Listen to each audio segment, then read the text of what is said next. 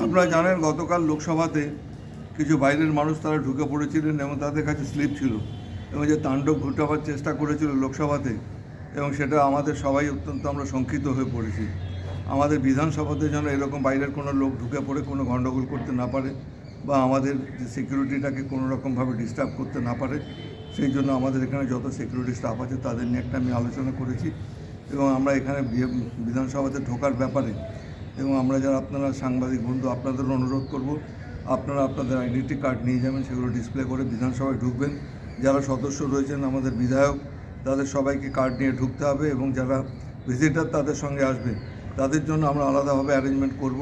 তাদের একটা করে ছবি তোলা হবে, ছবিটা দেখে তাদের আইডেন্টিটি দেখে তারপর ভেতরে ঢোকানো হবে।